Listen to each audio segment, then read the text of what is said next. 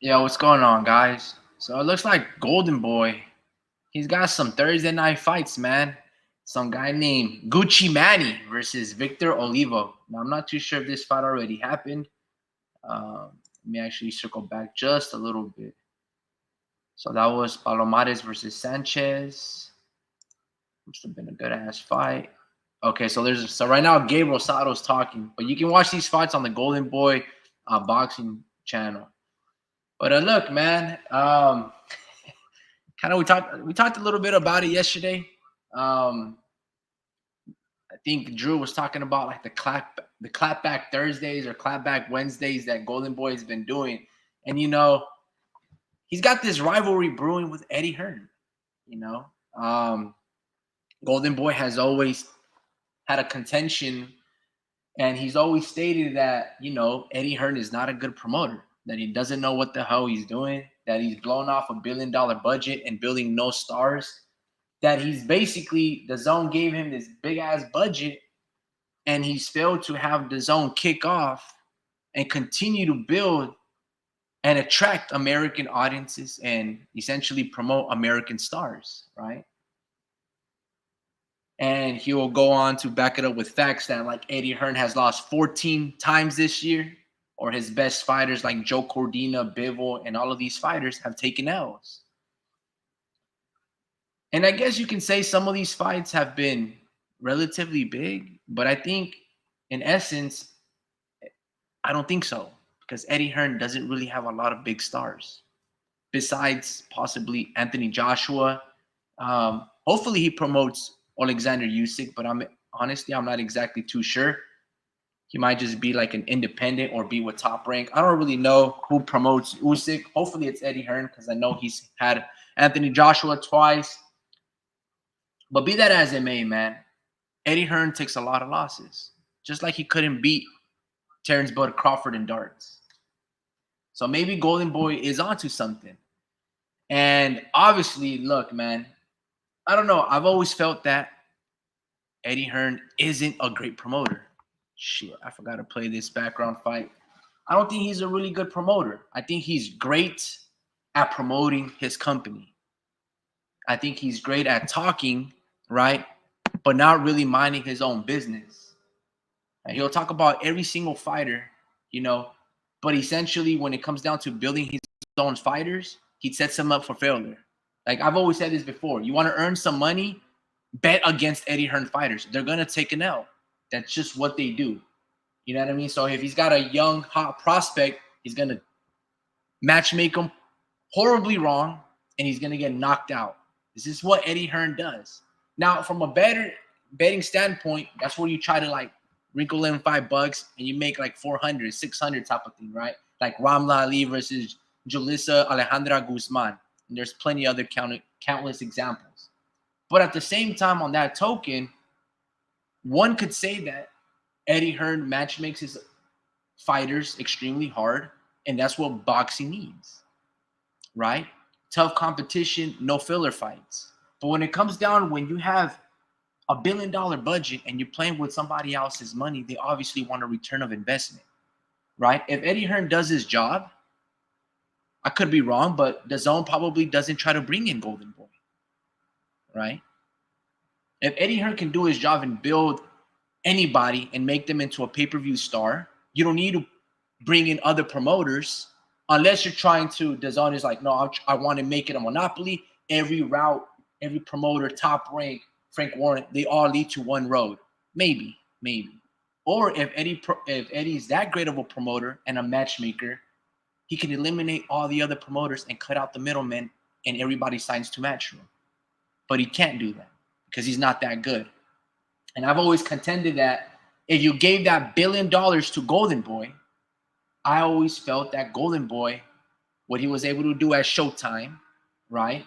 What he's been able to do countless times, not only as an active fighter by passing the torch to Pacquiao and Floyd Mayweather, but help stars build like, Canelo Alvarez, Ryan Garcia, maybe possibly Virgil Ortiz or whoever it is that he has in the uprise.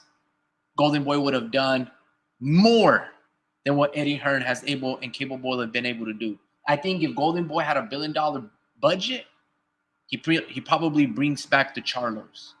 He probably signs Bud Crawford, right? He brings in active Tank Davis and all of these other fighters. I don't think Eddie Hearn can do that, right? And that's why DAZN brings in these other promoters, because they realize Eddie burns bridges. He's, whether the Americans have no sense of humor when it comes down to like Eddie Hearn doing his best in Oscar De La Hoya, Richard Schaefer, Shelly Finko impersonations, ultimately, I don't know why the Americans take that as disrespect, but they do, and they don't want to work with dude. Whereas Golden Boy, with his frailties and insecurities and just ridiculousness with the fishnets, he's still able to put his differences aside and make the sport of boxing greater than possibly Eddie Hearn, right? So that's my point. That's always the way I look at it. I feel like DAZN overplayed their hand by giving Eddie Hearn that much power and a budget as the lead guy. And at the end of the day, you guys have to tell me whether you think or not he's been successful. I don't think so, right?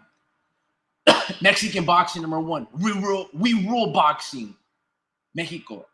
And if that's the correct statement, then Golden Boy would be the best promoter to lead boxing, right? Because they have bigger stars.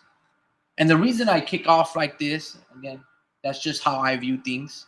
When I look if DAZN has a great return of investment from Eddie Hearn, you guys have to tell me, like, who is Eddie Hearn building up right now that you're like, oh my goodness, he's that guy, right? I could be wrong, but I don't think Bam Bam Rodriguez is going to be that guy that like people subscribe to DAZN for him. For that metric, I don't know how many fights Jaron Boots Ennis has, but Eddie Hearn really isn't securing a lot of great fights for him, right? I mean, I don't know. I think there's more buzz about Cameron Cepeda or an injured Shakur Stevenson than there is about Jaron Boots Ennis. I mean, I think Drew and Speed were talking about it yesterday that they were going to have a rematch with Karen. Dude, the first fight was fucking boring. What do you expect of the second one? Okay, so Jaron shows a different element that he's able to cut off the ring and knock out Karen. Congratulations, bro. Who gives a fuck? The dude's first name is Karen.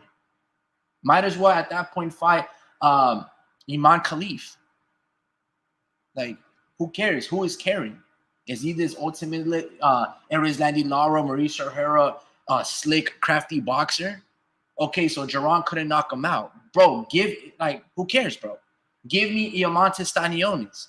Go fight Iamonte Staniones, last guy, the Colombian Maestro, Gabriel Maestro, that they had an amateur situation. Yo, what's up, Drew?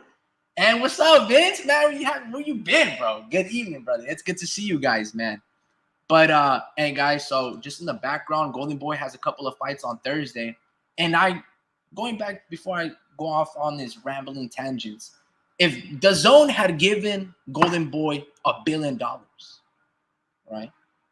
DAZN is trying to become, I don't know, this powerhouse, maybe an ESPN app in the United States of America. Their pipeline was, we're going to try to build and make boxing what it used to be in its glory days, right? Why are you bringing Eddie Hearn, a foreigner, to rule in America? Makes no sense. It makes no sense. This dude has yet to build an American star. At that time, he doesn't really have American stars, right? The face should have been Golden Boy. And then Eddie Hearn can learn from Golden Boy and Oscar and that Mexican-American, Californian to Mexico pipeline, and then learn that mechanism. And then you can eventually push Oscar to the side when you have Eddie get Canelo from him and all of these things. And even then, that didn't work, did it? Canelo still ended up leaving. And you couldn't tell me that Eddie Hearn was poaching. Again, I got to be careful because, these guys can sue nowadays. But allegedly, the way it looked like is Eddie Hearn got close to Canelo through Oscar and DAZN and stuff like that. And he was able to poach and make different contracts and speak like, a dual partnership to Canelo, give him game and be like, bro, you can probably negotiate better if you're just a free agent. Let me be part of this like new movement. And then Canelo ends up still leaving Eddie Hearn to PBC, mediocre PBC, because Eddie Hearn could not do his job and secure Caleb Plant. Bro, you couldn't negotiate and force your will, that budget, Canelo on this, I don't know, unified pound for pound status, face of boxing, and PBC was played hardball, and they reeled Canelo away from you because they had one belt of leverage that Canelo needed. Eddie Hearn could have just easily talked to Caleb Plant and be like, look, dude, your guys' team, whoever your manager is, Luis de Cubas or whatever the case may be, they're not operating on good faith. Canelo is going to walk. You're going to lose out in potentially $5 to $10 million if you don't fucking come fight over here. Just one-time fight. Because Eddie has to secure that undisputed, historic legacy fight on the DAZN platform. Somehow, Plant and PBC were able to get Canelo from Eddie, and essentially they were able to keep Canelo for, I don't know, maybe the rest of his career. That's, I don't know. Dude, like, I don't understand how people still think that Eddie Hearn is a great matchmaker and a great promoter in America. It's so bad that he burned ultimately a lot of bridges in the UK. For like 2 or 3 years, there was probably like this, I don't know, bro, like you couldn't even promote over there. They wouldn't allow him to. I mean, I'm not saying that he couldn't. I'm just saying like he burned bridges with all of these networks that they ultimately didn't want to work with him until of recent memory. Drew goes, I disagree. Well, hop on and talk about it, bro. Hey, you is there, bro. But yeah, Mexican boxing. Got him. Got him. Hey, so I really don't disagree. I just wanted to get on. Got you, brother. And let me ask you this question, bro. Okay, if you are a fighter, right? You're this hot Frankie Gomez, Jose Benavidez Jr., and you're a badass prospect, bro. You're an amateur. Everybody knows you. You have a following. Let's say you have 17,000 followers on social media, or maybe 170 because you're like Mark Castro and you put the Incredibles music and you put on a Mr. Incredible suit and you start ducking and dodging weights, right? So let's say you're that guy. Who are you signing with? Are you signing with Bob Arum? Are you signing with Golden Boy? Are you signing with PBC? Are you signing with Eddie Hearn, Lou DiBella, Frank Warren? Who are you signing with? It depends where I'm at. It depends where I'm at in my career. You're just barely going to turn pro. You're Justin Fuentes. You're that one badass Jordan kid Fuentes? from LA that signed with Top Rank. He fought Jordan Fuentes in the amateurs. He's like or a Mexican American Lomachenko. Yeah, I know what you're talking about. Steven Espinoza, or I forget his name. Yeah, Steven Navarro. Navarro, yeah, my bad. Right. So you're these two kids. Who are you signing with? You're Shakur Stevenson. In that time in your career, who are you signing with? Shout out to you, Vince. He goes, I'm signing with Marv Nation. Bro, that man right there, Vince, stands on principle. Nah. Who are you signing with? You're Shakur Stevenson, you're Mark Castro, you're Brandon Lee, who signed with Frank Warren. Who are you signing with? Yeah. Honestly, bro, like I gotta give you another one. It depends my division. Come on, bro. I literally named 5 dudes that like fight at 135, bro. More or less. Okay, 135. All right. So yeah, I think I would go with the Top Rank, bro. Okay, why? Because they'll allow me to show my skills. They're gonna give me an array of looks, different types of fighters, and that's gonna be able, and they build a better name. I feel like you have you have better resources, and you're for sure is gonna hit a challenge. I feel like Top Rank does really well with developing. Yeah, they do. They're the best at that. But this is another thing. If I'm already popular, and but I'm not like say I'm just I'm just Ryan Garcia, right? Okay. Coming out of the amateurs, pretty much. I'm probably gonna go with like the zone, you know, just because I can allow Eddie Hearn. Oh no, my bad. Um, I meant I really meant Golden Boy, but I guess it's the same thing. Um, It's not the same thing. no, No, no, sir, no way. oh, Like one's a for net. example, I'll put it to you like this. So if I'm a young prospect like Jordan Fuentes or Steven Navarro, Emiliano Vargas, all of those prospects that are up and coming, you have an amateur background, you want to go with Top Rank because Mm, they're like you said, they're gonna develop great storylines with you, and then once I get over the hump, like once they start like okay, like I'm still gonna pay you like a young prospect, then that's when I'm gonna branch off, right? And what I'm going to do, depending my nationality, ethnicity, all that stuff, I'm going to go with the corresponding players. So, for example, if I'm Shakur Stevenson, I am not going with Eddie Hearn. I am probably not going with Golden Boy. I'm probably going with PBC because I can probably fight Tank Davis or at least attempt to. or Devin top rank, Haney right? is a free agent and stuff like that. I'm gonna go like it depends who I am. If I'm Ryan Garcia and let's say I start off my career with Top Rank, I'm gonna go with Golden Boy because he's the pipeline where I'm Right, gonna be fighting in LA and Arizona and Texas, and he has that Mexican American audience who I need to pander and cater to, right? Much like if I'm Shakur Stevenson, I need to pander and cater to like Atlanta, fucking Texas as well, Dallas, wherever it's more urban like. You get what I'm saying? So if I'm with Top Rank, I have to eventually leave them, right, right? Because it's been a while since Top Rank has a, pay-per-view star. right. So to your Yeah, point, where you're at in your career, it's kind of it's difficult, right? But one of the things, like if I'm Shakur Stevenson, why did Shakur sign with Eddie Hearn? Who does Eddie Hearn possibly have at 135 that is relatively a big fight? not no one really, And the only way you yeah, sign with Eddie Hearn is maybe you get paid more upfront guaranteed money. But Golden right, Boy is the one that has William Zepeda, Floyd Schofield. At least he's got like 2 or 3, 4 fighters that he might be willing to negotiate and fight. And then he can be like, well, you can also probably beat Jose Ramirez, Arnold Barbosa at 140. We can try to make a fight with Devin Haney, even though our relationship with them is fickle, possibly with Ryan Garcia. You get what I'm saying? That's yeah, what Golden Boy could have done for Shakur. What can Eddie Hearn do for Shakur? What can Eddie yeah, Hearn do for Jaron Boots Ennis? yeah. Oh, that's a little different. I feel like they can still get a good European fighter out there. They're really good with getting those European guys. But yeah, as far as building a name, it's like, dude, like who are these guys, But yeah, dude, Like, it's the only big fight that Eddie Hearn can probably make for Jaron Boots Ennis is a Conor Ben. And I'm right, not gonna lie to you, I don't think he can get Conor Ben to fight Jerome. I don't think Conor will fight him.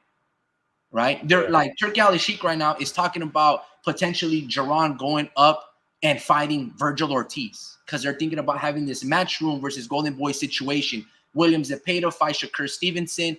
All of this happens not because of Eddie Hearn. All of this is happening because of Turki Ali Sheik, right. right?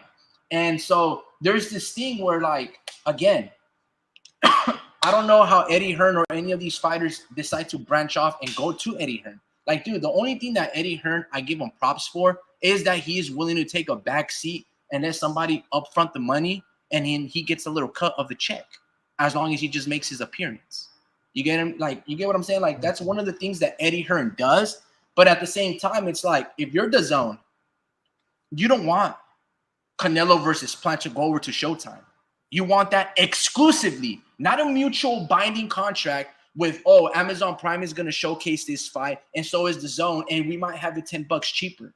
No, dude, you want all roads lead to one location, and you want the zone. Eddie Hearn cannot do that. He cannot guarantee these things to those people without another intermediate in between. So what I'm trying to say, it's like, it depends, of course. All of the factors change, but where you are in your career, it matters a lot. But time and time has stated you don't want to sign with Eddie Hearn. You know what I mean? Yeah, Because you're gonna lose. You're gonna be in horrible match makes where you're gonna probably get fucking upset. He does a lot of miscalculations because he wants to see good fights. yeah. You know what I Yeah, mean? he does a lot of I don't know. he does Um, he does a lot of that miscalculating, bro. Like he's like you said, like he just doesn't do well with matchups, and he kind of as far as him like judging these fighters, it's like he makes decisions like based off of emotions or something, bro. It's like you can't just because he's your boy, like because he seems a cool ass dude, you know, like a dude that tries to fulfill a lot of promises, you know, and try to be like he's tries to be like a solid dude, you know, but it's like boxing is a business though, you know, and you got to be kind of cutthroat, and mhm. you know, and that's why, dude, like, your Vince Vargas said what happened to Ruben. It's like he got No, cut. I was Like, gonna answer that question, but yeah, I'll keep going, keep going, keep going. yeah, he got cut, and this week, and that's cutthroat, man. That hurt. It hurt me to see that, bro. I was like, man, why isn't he on the roster anymore? And it's But like, but it's not cutthroat right, because you have to win. Your cachet is you have to win. You want to get big it's still fights. You cutthroat want though. to promote you even more. You have to win, and you have to get knockouts because I can sell that. You have to do your part. If you're getting beat by some dude with a record of 16-4 that you and me know that's a winning record, that's a guy that's a formidable opponent, that he's gone up to 130, 135, and 140 and fight guys like Jermaine Ortiz, and that's his only stoppage, then what is a guy at 122, 126 But it was in not like terms of he's power? doing bad though. I feel like he poses a challenge to a lot of dudes, bro. No, he does. I Like mean, he just beat Shushu Carrington, right? But what I'm trying to say is this, he is if lost. you're a 24-1 favorite, there is no room for miscalculation. Right? That means that we bet on you that you're that much better than this person, so you got to come through. Now, But I sometimes know, in but boxing match, the matchmakers get it wrong, but you know who rarely, if ever, got it wrong? Roberto Diaz from Golden Boy. I don't think he's no longer with him, but they rarely get it wrong. yeah, they're pretty good with judging their fighters, bro, and they score on some good talent, bro. Like Jordan Fuentes, like I'm kind of excited to see him and see what he does. Like he's gonna be in a different division though, but he's gonna actually be in the lower division than Steven Navarro. But Okay. he packs Yeah, I a think punch, like bro. 115, 118, huh?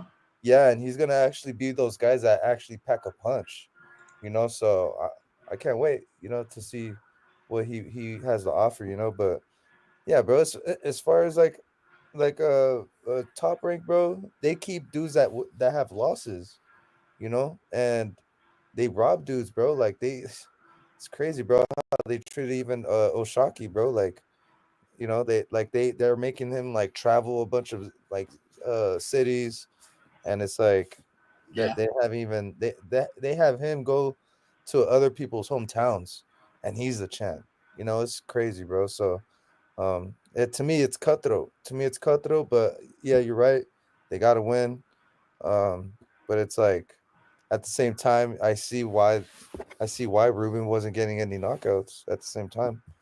You know, so Hold on. So there's a couple of things there. So one, I don't understand why Ruben wasn't getting those knockouts against those guys like Brandon Valdez and stuff. yeah, Now, I'm not saying that those aren't credible wins. They are credible. Those are winners, bro. Those are good fighters. When you saw them fight, they're like, damn, bro, these guys have good chins. These guys can throw proper punches. They're not out there slapping with their gloves. These guys can hit. These guys are yeah, and at least hit in the pocket. Like you see the talent that these guys and they're having tough fights. But I'm thinking to yeah, myself, it's like, bro, you were at one at the top, at the pinnacle, next with Shakur Stevenson, probably going to fight Robeisy Ramirez. You beat Venado Lopez at 14-0. These guys are nowhere near that dude's level. Why can't you knock this dude out? yeah, Why can you not beat these dudes and with emphatic like Ruben doesn't slap? He throws punches. You went the distance with Emmanuel Navarrete. Why can you not knock these dudes out? hmm You know what I mean? So yeah, I was so confused because I'm like, I seen you in person, bro. You pop good. yeah, yeah. I know. I see the So hit miss. I was confused, but I'll say this. I'll say this. Um, so it's not so much a cutthroat business if we understand one thing: we need to win and we need to make money. Once you understand that, it's not that cutthroat and everything falls in line. If you lose but you're generating money, you'll be on the roster. Now you went on about Oshaki Foster and stuff like that. And how they they still That's accept a little losing. different. That's a little different, but yeah. Okay, yeah. That's what I was gonna be. That's a little different because they're giving him an immediate rematch, and I don't think there was one on the contract versus Robson Conceição. And there But goes to wasn't he Robson saying something? Conceição.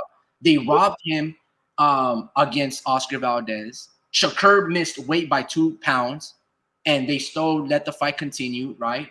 And this guy's getting the bad end of like the shaft. Like, dude, he's at the bottom of the totem pole. So they probably gave him that decision against Oshaki Foster just to see if they can have this guy linger around because they're just having him like a punching bag. It's like, yeah, dude, no one cares about him so much. And if there's a robbery, no one's really gonna cry foul and be like, oh, dude, petition. You know what I mean? So that's where they Yeah, keep Robson Conceição, and that's actually admirable from Top Rank. But dude, just get it right. Give right. him the decision over Oscar Valdez. You know what I mean? Yeah, Then you don't have to fucking rob Oshaki Foster, who might be pretty fucking good. You know what I yeah, mean? But yeah, yeah, and shout it's, out to Oshaki, bro, for like traveling to Mexico, fighting Rock Hernandez. yeah, Fucking and you know, fight, you know? Warp Speed said I don't. He said I don't see Ruben either, but even Nova, but Nova is on the roster. Abraham Nova, but Abraham Nova was getting knockouts. No, what or am I I wrong? mean, if we're talking about his fight versus Robeisy Ramirez, he got knocked out. But if we're talking Oh, about every other fight after that, Abraham Nova did good against that kid from Las Vegas. Not Ortega, but his name is like Andres Cortez. I okay, yeah, thought that's he right. beat him. Yeah, No, and he's good. Abraham Nova has like he's that dude with the to you guys' point, he's got that big ass Muppet with the beard, you know, the painted yellow. Like that dude's got some charm. He's trying to promote himself. That's just proper own promotion. Like he's doing a great job. But yeah, look, man, I'm limited down a little bit before we get all over and it's just rambling. So, oh shit, I got this amateur fight playing in the background. Mega Ruben fight. V and Ruben V and Shakur Hey, Stevenson. how time flies, huh? How time Yeah, dude, flies. that's like 6. Dude, that might be like fucking 10 Mega years ago. fight. That might be Shakur 10 years. versus Ruben Villa. Yeah, man, that's 10 years ago. Holy shit. Pay Okay, per view. so I look at it like this, right? $60. No, I'm just kidding. So I look at it like this. Well, first to answer that question about Ruben Villa, I don't think he's with Top Rank. Ruben Villa, I mean, I want to say a week or two ago, you and Drew, you and Speed addressed that like Ruben Villa is going through a lot of a tough time. You know, I don't know if he's with Top Rank. I don't think so. And then the passing of his, you know, local legend boxing trainer Max Garcia, right? And so I don't really know if there's any news with Ruben Villa, but I'll say this: at 126, it's very difficult for Ruben Villa to get big fights, right? This kid's crafty. He's got good skill, right? He doesn't have the knockout power, right, that you normally would want. And at the end of the day, it's like,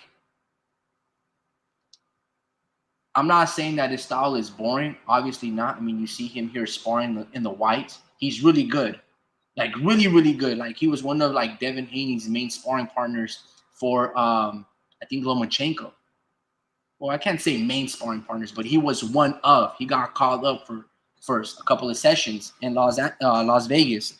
So the kid has got a lot of good skill, but right now his career it's a big question mark. He's coming off a loss. He lost to a dude that was basically a 22-1 underdog, and where he was basically beat like 8 of 9 rounds decisively, outworked and hurt, you know? So I have no idea where Ruben Villa would go. If I'm if I'm Golden Boy, I sign Ruben Villa, you know, because then now I have some pull with a Mexican American who speaks English, understands Spanish, probably knows a couple of words, and I can get maybe a rematch with Venado Lopez. I can probably get and pay Angelo Leo for Ruben. But at the same time, it's like, and then he also has Jose Ramirez and Arnold Barbosa, who they have like that field worker mentality in the background where they can all put on a one stacked card. What Top Rank was essentially doing. Now Golden Boy has that outlet of fighters. He can probably get a Ruben Villa. But at the same time, Golden Boy they like those guys like William Zepeda that throws a lot of punches that really goes for the knockouts, right? Jose Ramirez throws a lot of punches, goes for the knockouts, stuff like that.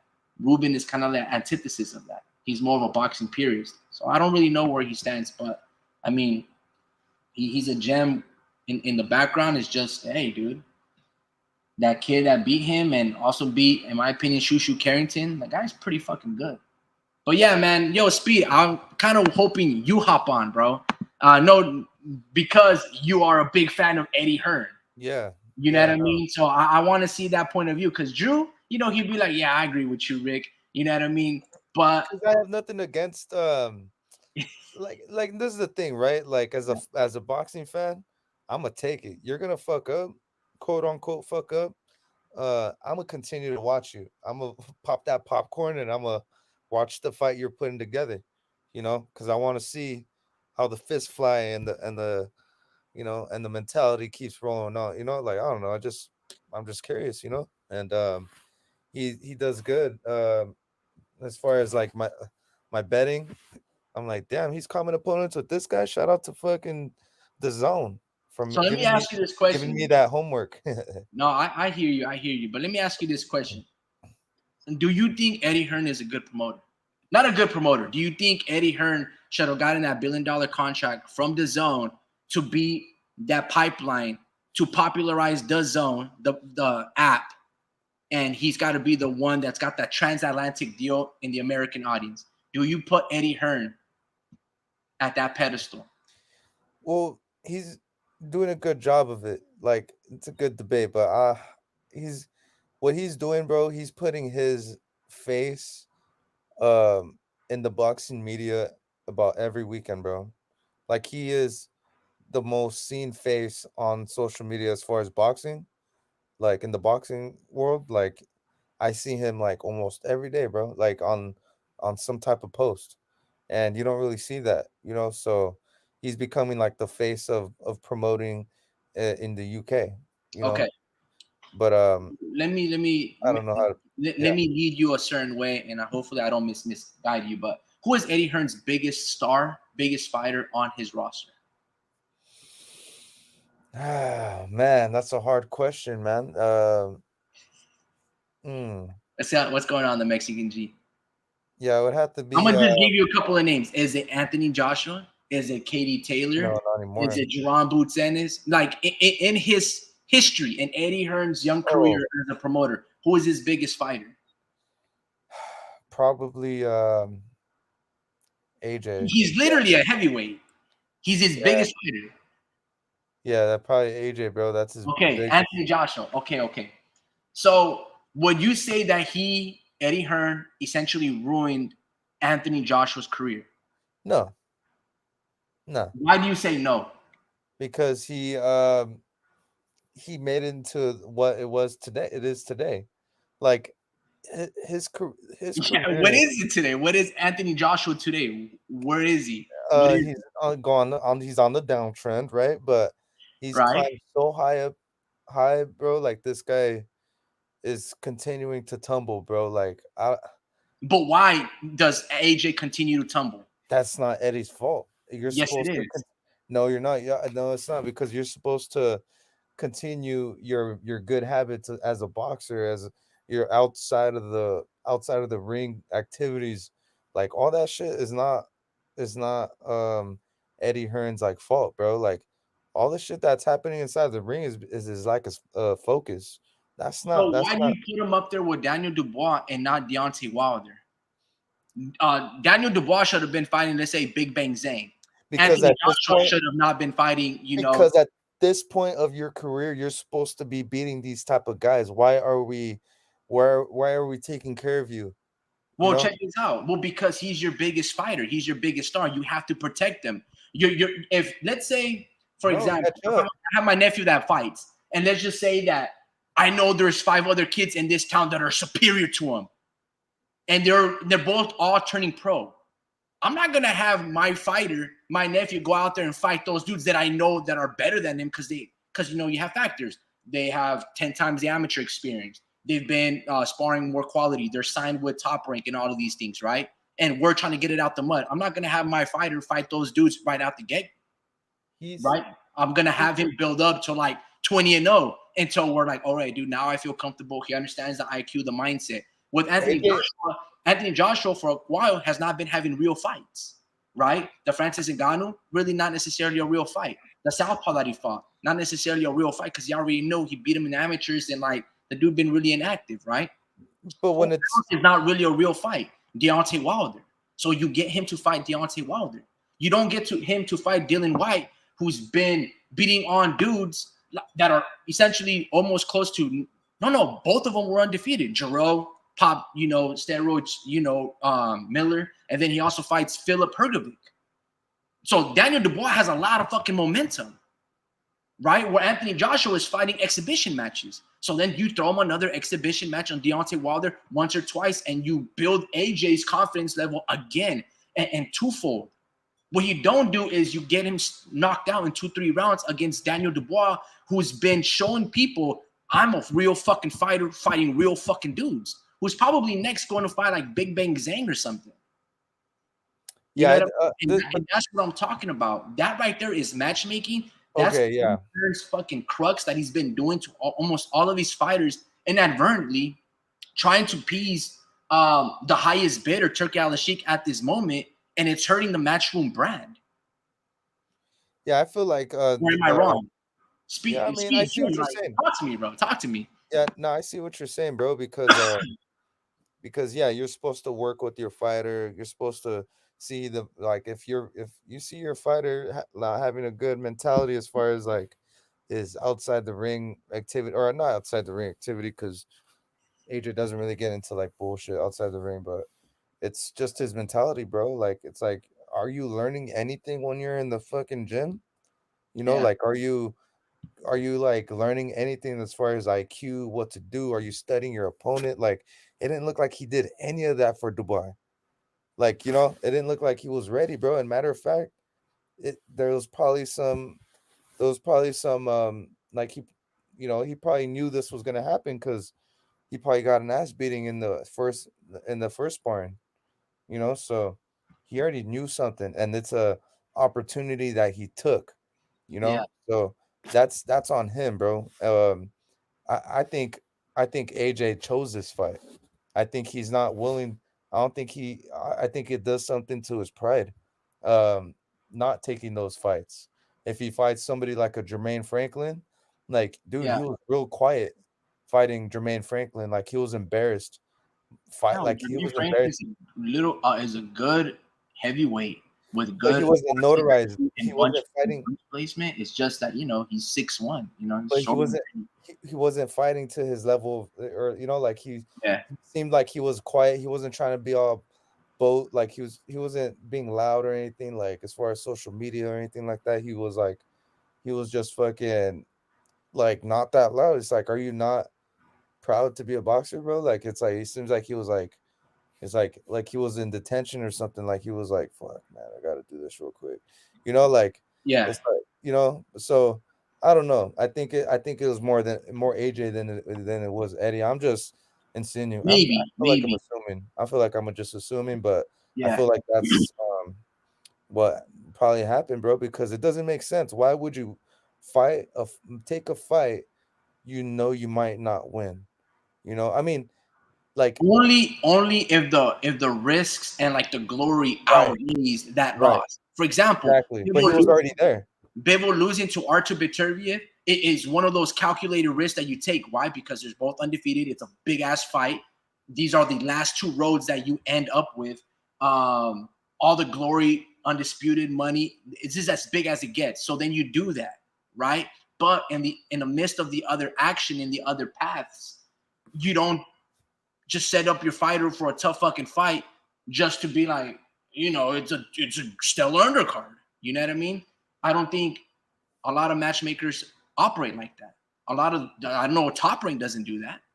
Usually when they have their house fighter, like Top Rank doesn't really have a lot of upsets, right? And neither does Golden Boy. They really don't. Like, Golden Boy has this Turki Al-Sheikh 5 versus 5 card. And you have Chris William Smith fighting Zurdo Ramirez. That's the main event. You have William Zepeda fighting Tevin Farmer. You have Oscar Collazo, I think that's his name, the small Puerto Rican, fighting another fighter. And I think there's two other fights that I'm missing, right? But he said, oh yeah, Jose Ramirez is Arnold Barbosa, and that's the co-main. And then there's a third fight that I'm like missing. But aside from all of that, like you should know that the Golden Boy fighters are probably going to win. You don't think that they could have put William Zepeda up there against like another top tier 135 pounder who probably might beat him? You get what I'm saying? So Yeah. that's not how a lot of matchmakers operate. Matchroom does though, and I can't really blame. I mean, yes, I could blame Eddie Hearn, but I can't really blame him because, dude, if the zone miscalculates $1 billion and they gave it to you or any other promoter, they're supposed to take it. I get that. So I can't really so much blame Eddie Hearn, but when people try to tell me that he's this best promoter and he's the best at boxing, Scott, it's like, what metric do you guys quantify that? Where are you guys getting these like calculations based on what? Based on his gates in American audiences? Absolutely not. Based because he goes to every Fight Hype, Fight Hub, IFL TV interview, and he does 3 hour long informative videos or whatever on YouTube. That's the metric now. That's the standard. Does Bob Arum do that? Did Bob Arum ever have to do that? If he didn't, why is Bob Arum the best promoter in aspect of doing those things? In absence of those things, I mean. You get what I'm saying? So no, I don't look at it like that. The best one should have been Golden Boy because not only is he an Olympian gold medalist, he represents this country when he won those medals. He's done probably one of the best. He's the best Mexican American champion of all time, right? He's got a legendary, lucrative boxing career, one of the best resumes that a boxer can potentially have, right? He's been on the end of the spectrum where he's lost to drug-tested athletes that's taken with Victor Conte designer drugs and Shane Mosley in 2003. Like he's been through all of it. And he passed the torch. He went through the whole circle of life, Oscar, and passing the torch to Manny Pacquiao, fighting him at a catch weight when he probably couldn't make that weight. Fought prime Floyd Mayweather, gave Floyd Mayweather a really good boxing match, passed the torch to those fighters, helped Canelo build up as well, right, for like 20, 30 fucking fights. And the zone decides, let me give it to Eddie Hearn because he's got Joshua. Like these guys at the zone don't know what the freak they're doing. Yeah. And they continue not knowing what they're doing. Turki Al-Sheikh has an understanding, right? His uniqueness and his appreciation of good quality fights, like Fury and Usyk, he's willing to put his money up there. And without him and his influence, those fights don't get made, right? Archer versus Bivol, because Top Rank ain't gonna shell out that bill. Eddie Hearn probably ran out of that money from DAZN, and they're like, nah, dude, we gotta cut costs. And here's Turki Al-Sheikh and be like, say less, I got this, fam. You know what I mean? Yeah. Now, that's just the way I look at it. I could be completely wrong. Maybe Eddie Hearn is a fucking genius, right? He's taken his company, miles that his father couldn't. I'm not saying it's not a success story. I'm not saying that. I'm just saying, when it comes down to the allocation of funds, I think the zone should have backed Golden Boy more so than they should have with Eddie Hearn, just because he's funny. I think that was the and he no longer works for the DAZN company, but he goes, yeah, Eddie Hearn's funny. The guy looks like the One Direction band. I forgot his name. It's like a Russian. Where Steve goes, you are wrong. Well, come on the live and tell. Yeah, I know. Look at that. He is on the live. Is that your guys' team to Mike check? What am I wrong about, dude? You guys have been wrong the whole time. I'm even embarrassed listening to this. I should have, man, I should have continued watching all the credits roll by from that fight that only lasted half of first round. But yeah, you guys are all wrong when you guys try to analyze whether or not Eddie Hearn is doing right for the world of boxing, right for his own promotion or otherwise. Ladies and gentlemen, good even fall to one and all. Eddie Hearn made women's boxing into what it is. It is a division in the sport of boxing that's growing leaps and bounds.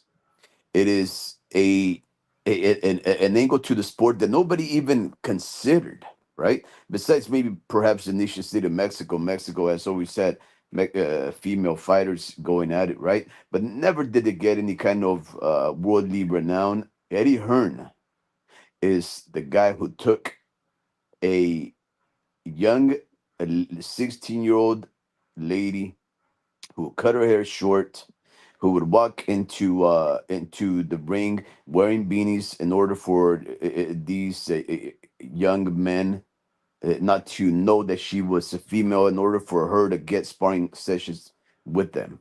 This is who Eddie Hearn recognized was a fighter at heart, Is that right? Iman That's Khalif? no, no, no. Well, no, no, no. This is Katie Taylor, right? Well, I don't know, guys. Iman Khalif, she's a hot commodity. Apparently, she's a hot commodity. Somebody's gonna pick her up, and she's gonna be the next big thing or something like that. Hey, if that's it, yeah, go for it. But what I'm saying is this: Eddie Hearn, right? He consolidated the world of organized violence in an app called The Zone, right? We have a hub for boxing, a place that initially was known for nothing else besides being an app dedicated to this beautiful sport, right? He hooked up with that company. He hooked up with that technological company called The Zone to promote Matchroom and boxing. He made helped make this is the one fighter that he is responsible for, besides Katie Taylor, of course.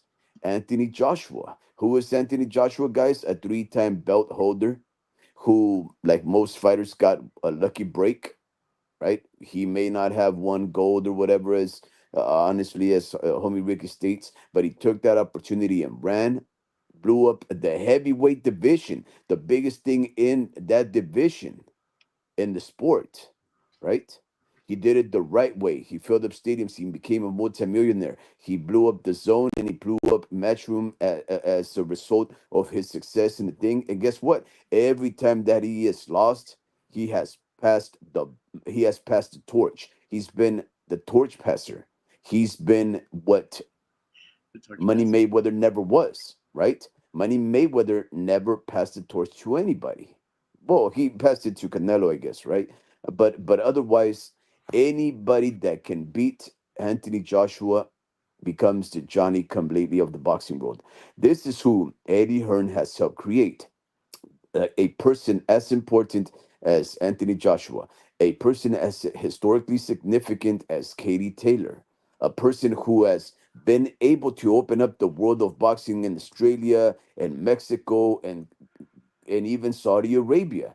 Turkey Ali Sheikh worked with him before anybody. Look at how his good relations are. Eddie Hearn doesn't have bad relations with anybody. Everybody likes dealing with him. That's why everybody gets a break with that guy. And as a result of that, Turkey Sheik said, "Hey, I could do this all day," and now he's working with everybody. This is who Eddie Hearn is. And you guys somehow have words to say in a negative light about this guy who's a hero. You guys are trying to credit Turkey Ali Sheik. Man, I love Turkey Ali Sheik, but Eddie Hearn has been doing it for over a decade now, guys. And that impact, You're wrong. Turkey Ali Sheikh has already done more. Because he's money banks, bro. That's the way. Eddie It, Hearn is money banks too, bro. He had $1 billion budget. he had $1 billion He had a budget, billion yeah, dollar but budget. remember, Check this out. but Peep this. Peep this. He had $1 billion budget. Could not bring in both the charters. Could not sign Deontay Wilder to fight Anthony Joshua. Could not get Tank Davis. nobody Could not could. get any That's of the these, PBC, bud. mediocre fighters. No, I can't say mediocre, but he couldn't reel in these fighters. And why couldn't he do that? Because Mr. Al Heyman and the PBCs, bro, they got that, that chain, bro. They got that what do they call it? That choker on him, bro. He's got the choker on him. He's So got the so choker. He's got the choker and the little fuzzy tail so hanging then out why their ass, couldn't bro. then when Eddie Hearn got Canelo Alvarez and these guys got this choker, now he has Canelo Alvarez unified, right? Only needs one Nobody has belt. Canelo, bro. How could he now bring in Caleb Plant for that undisputed fight to happen on the zone? He's got the choker. He's got the PBC on a stranglehold, right? On a control hold. Boom. Suffocation. How come he could not bring in Plant to fight Canelo on the DAZN app? Again, the choker. And here's the thing, What do you because mean? That Eddie does not Hearn didn't apply you Bro, to him. say Now he has the choker. Now he's because got the other people on the leash, bro. He doesn't have because it on his own neck. here's the thing Hey, about Eddie Oscar. Hearn. Eddie Hearn is actually a fan of the sport. He actually is a fan of the sport.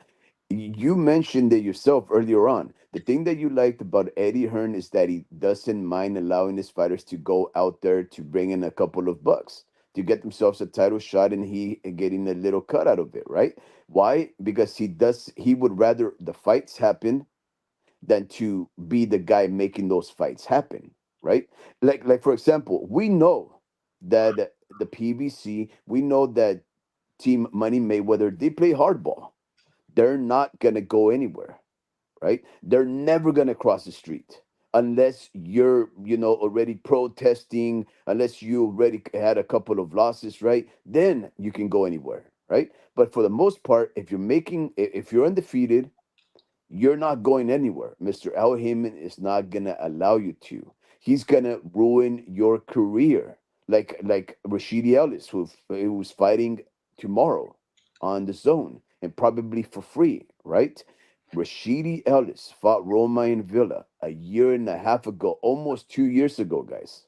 He used to be a former Golden Boy fighter who ended up going to the PBC, and then all of a sudden there he is after putting up a very good fight with Romain Villa. Yeah, he did lose. Guess what happened? Put him on the back burner. This is what happens even when you're a winner with the PBC. They'll sit you there on the back burner like Gary Russell Jr. Where is that guy? He only lost once, never fought again. Well, we're not talking about the incompetence of PBC. That's already well documented. We're talking about the What? incompetence of Eddie Hearn. Well, no, no, no. What I'm trying to tell you is this, bro. Look, we already know the modus operandi. If you don't play by the PBC's rules, they'll destroy their fighter's career, and you're not gonna get to fight any of them. Right? That's it. So Canelo, who has never been an Eddie Hearn fighter, he's never been well. You can even say maybe he was a Oscar De La Hoya fighter for the most part, but he's always been an independent fighter. You can't say that Eddie Hearn didn't get these fights to happen because it's all on Canelo what he wants. If he goes over there, Canelo's gonna open up markets, guys. He's gonna go to the PBC. If he wants to, he'll go to Top Rank, But see, right? that's the biggest. That this is where Eddie Hearn gets it wrong. See, it's not what these fighters can do for Eddie Hearn. It's what Eddie Hearn brings to the table for these fighters. Okay, this is my whole point exactly. What I'm trying to say is, if I'm a promoter, right, and I go talk to a fighter, I need that fighter, right? Let's say there's a Frankie Gomez out there, and I know Golden Boy is after him. What I'm going to try to do is try to sell this vision to Frankie Gomez. This is what I can do for you. This is what I have in plan for your first 5 fights, your first 10 fights. When you get to the contender phase, when you get to that, you know, champion phase, this is the route that we're going to go through the IBF because I feel that they're most fair. With us, someone's not really going to cheat you with a 10-pound size advantage. Vada's pretty good, but the drug testing is pretty expensive. I'm a young promoter, having my roots. I don't have that much money to pay for the WBC and the Vada Clean Boxing program, so we'll go the IBF or the WBO route. Once we get one of those belts, and I think it's going to be a 4 or 5 year deal plan. We're going to market you this way. We have these storytellers. We're going to go with this narrative. We're going to document your sparring footage. We're going to make boxing cards and stuff like that. That's what a promoter is. This is what I'm going to do for you. Not what you can do for me. That dude can do anything he wants for himself and all these other promoters. You know what I mean? I have to sell him. I have this network deal, but we're going to first start your couple of fights on our streaming platform on YouTube and our app like ProBox.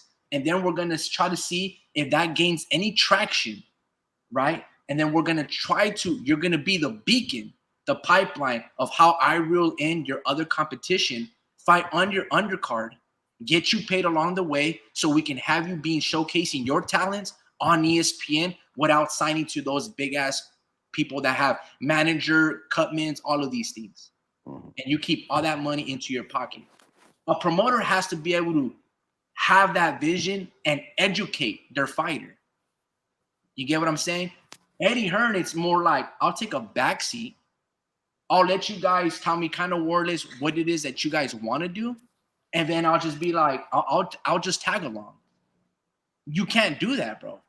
You cannot do that. If you have Canelo Alvarez on your roster, that is the guy, the harbinger of hope that brings in Jamal, Errol Spence, Bud Crawford, Caleb Plant, all of these guys to my network because I have the guy.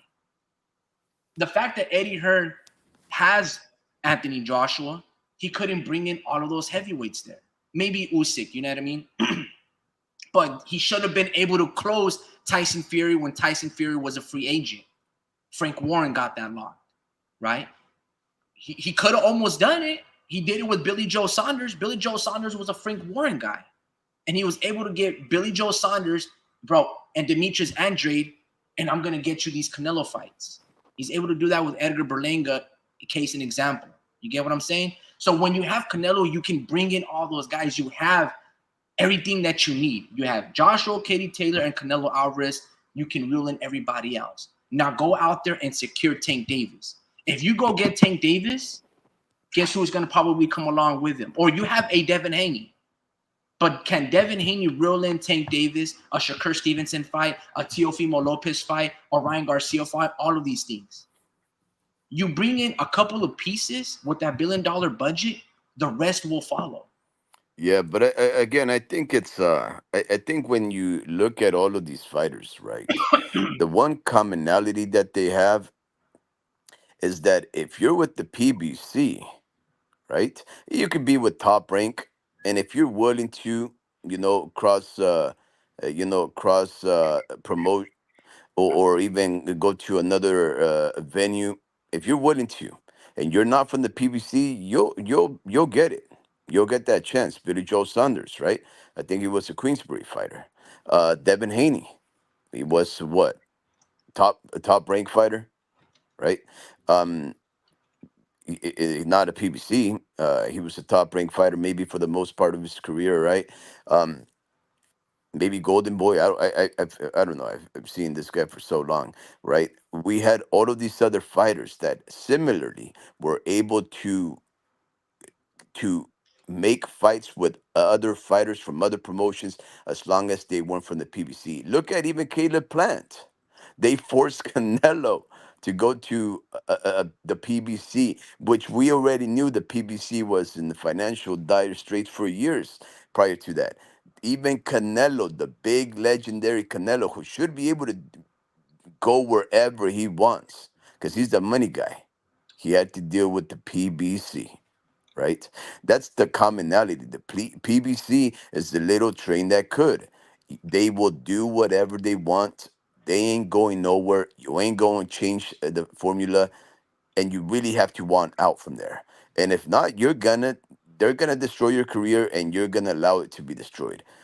Danny Garcia should not have ended his career the way he did. The last 4 years of the 3 years of his career, fought once or something like that, right?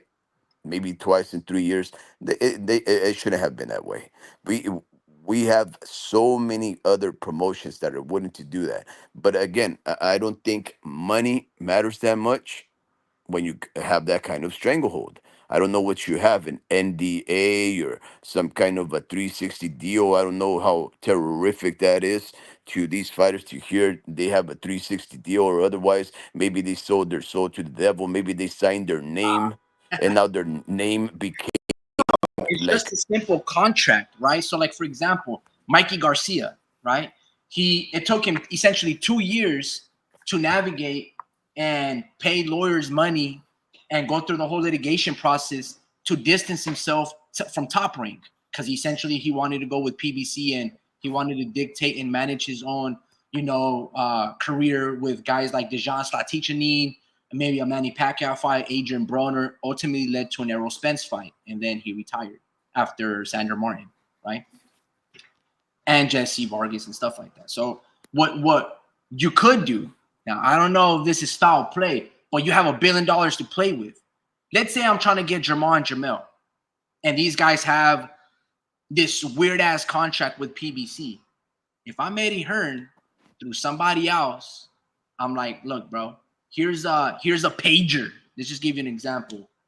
Go meet me at this location or telephone me at these one of these these pay phones, and this is my number. Call me up. All right. This is untraceable. And then you start talking to Jamal and Jamal and be like, look, dude, I want you guys over here on the zone. I'm willing to pay you guys $15 million guaranteed for 3 fights. Okay.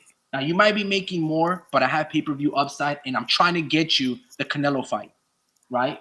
And you're gonna be like, what is stopping you from this happening? And then these guys be like, well, honestly, bro, I'm really happy with the PBC. Whoop de woo, they treat us well, X, Y, and Z. But he's like, but if I'm Eddie Hearn, I'm like, but are they getting you paid? And can they guarantee Canelo hours? Because he's over here currently with us. And they're like, no, I can't. You know what I mean? We have this contract. I can't leave it, right? Then you give them knowledge. Okay, bro, there's these little loopholes. You have to buy yourself out, right? Let's just say you buy yourself out.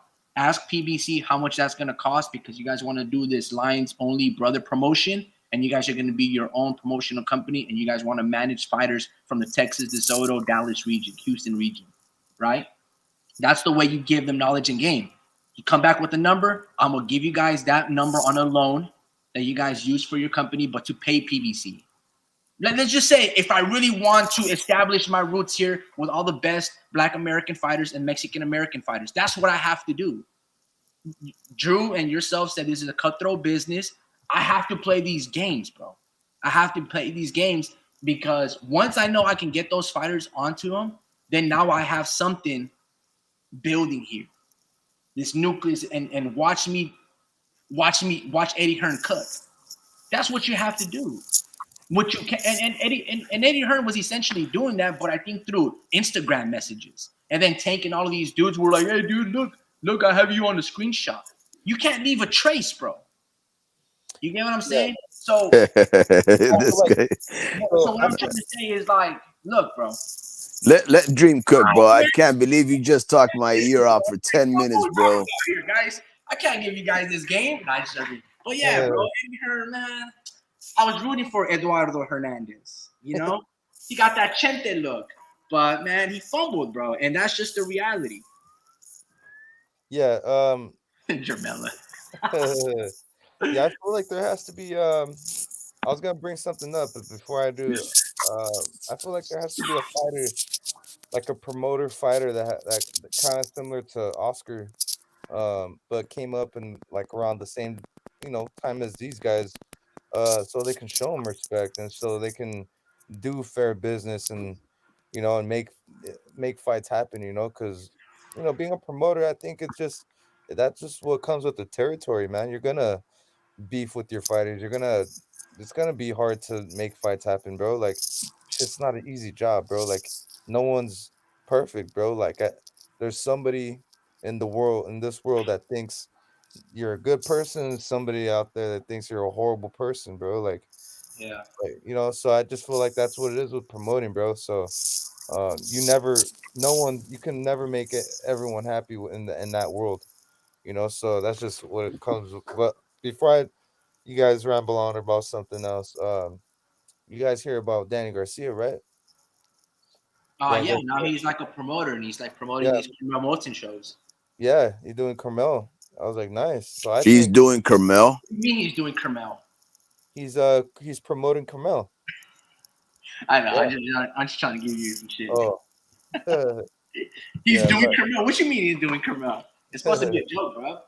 oh man, that one Yeah, that one. that I don't know if that was funny, bro. That's Ah, very come on. No, infantile, very come sixth on. graderish. It's very elementary. No, no, no. That's actually a good come up, Dream. So I heard that Somebody he like Danny though. Somebody like Danny would be a perfect promoter to start making these fights happen, bro. Where they can talk, where he can talk to both of them, where they're not gonna disrespect, or any or because disrespect, I mean, some people are cool with it, and that's how they communicate. um but I don't know, it's just, I feel like with Eddie Hearn, I feel like he comes off as dishonest sometimes.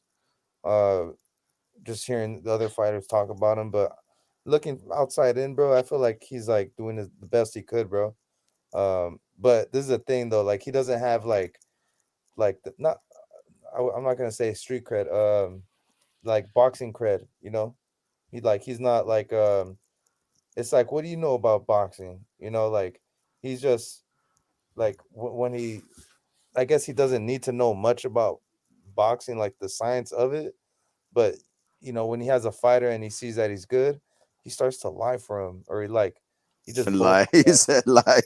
Like I don't know, like it just comes off as that, but that's how It's you called promote a fight. promotion, bro. Yeah, I know that's how you promote a fight. That's how it does, but I don't know, like as far as making fights happen, bro, like that's the best you can do, bro. Like I don't know, like that's a hard one to critique, like how they're setting up fighters. Like I guess if you see a matchup that makes more sense, um, then so be it. But I feel like they're doing the best they could, because I hear the way he does negotiations. Like, I actually was listening live on the podcast when they were TBB podcast when they were negotiating on live air, bro. Like they were like him and Eddie Hearn and Brian Norman Sr.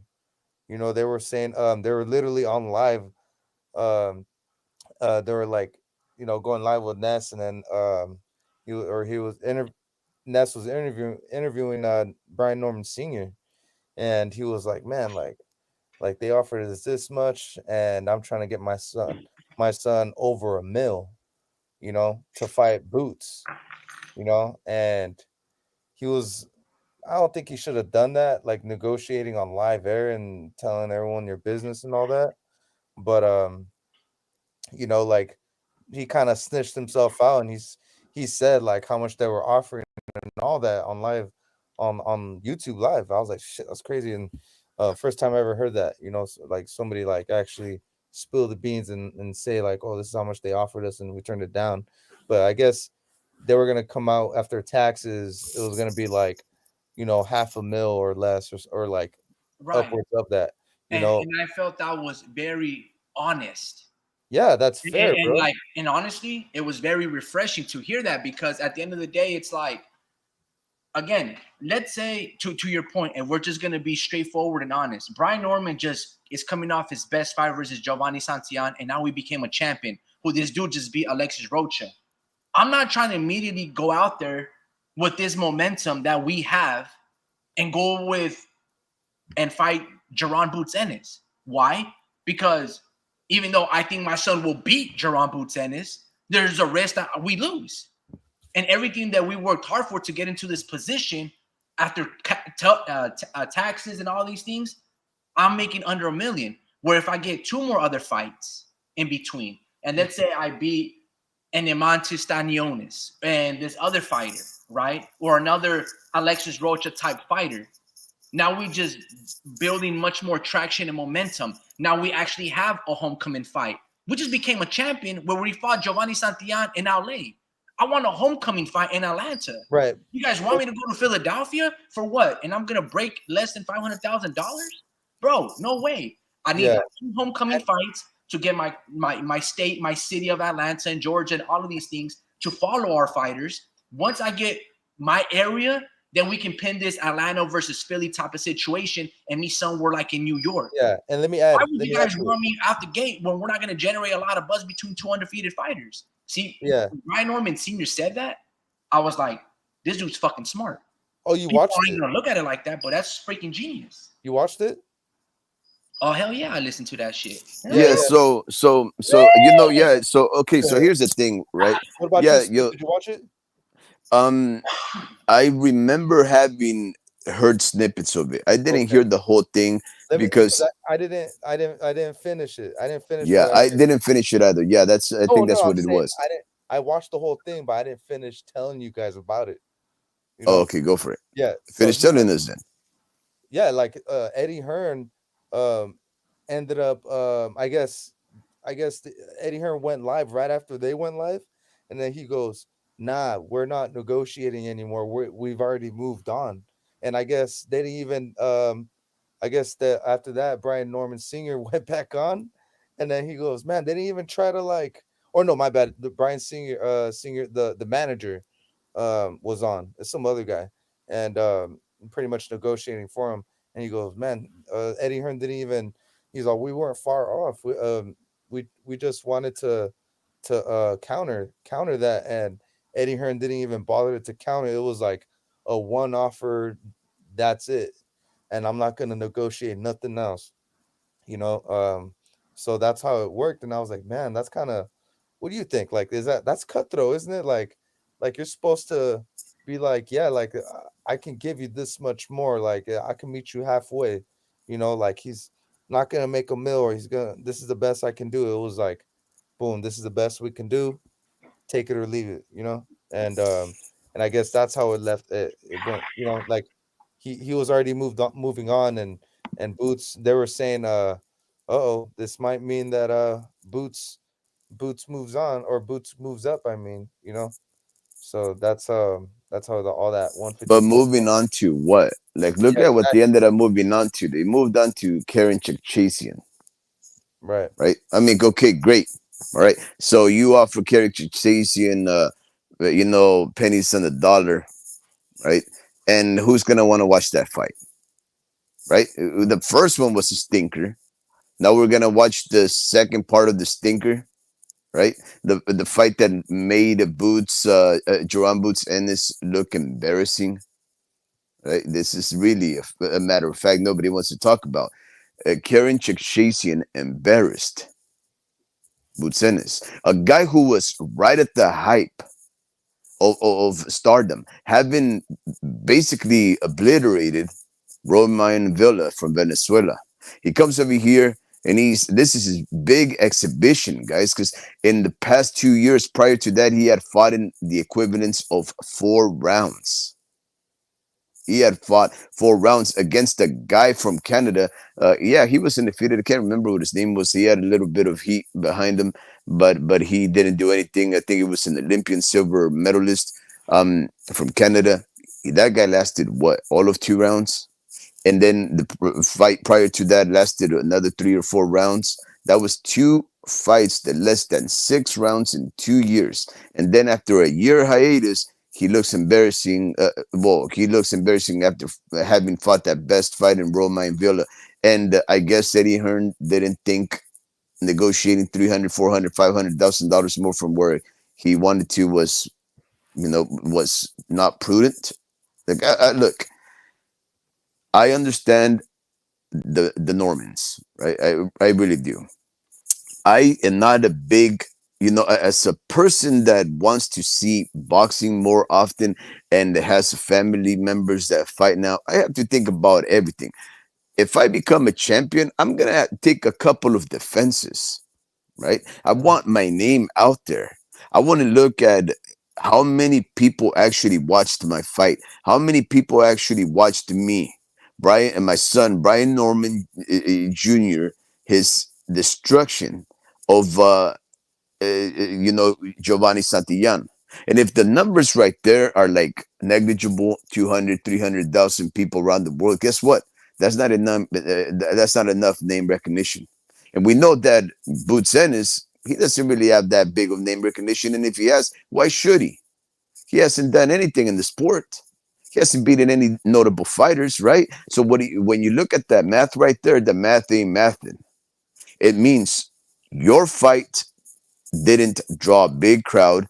Boots Ennis is still making his name. Guess what? Fight a couple of times, defend your belt, get yourself out there in television. Because if you lose against Boots Ennis, well, they're just the kind of the world that we live in, the kind of fans that we are. We might not even forgive him, and we might say, "You're done." Look at what we're doing to Timmy Sue. For the Right. most part, everybody's saying he's done. I'm just saying Brian Norman just became a champion after his best win, right? Let him take a defense. Why does he have to unify? Why do we have to demand that it's unified? Oh, because there's 4 belts, and it's hard for me to think that there's only 4 belts instead of one. Nah, bro. Let these guys beat a couple of guys. Let them be more active. Not every type of fight has to last 3 or 4 rounds of preparation, right? Because these huge fights, when you're at the top of the world, you're gonna want to take like 5 months to prepare for it. Look what Beterbiev did with the Bivol. They took like 6, 7 months before they fought. Why?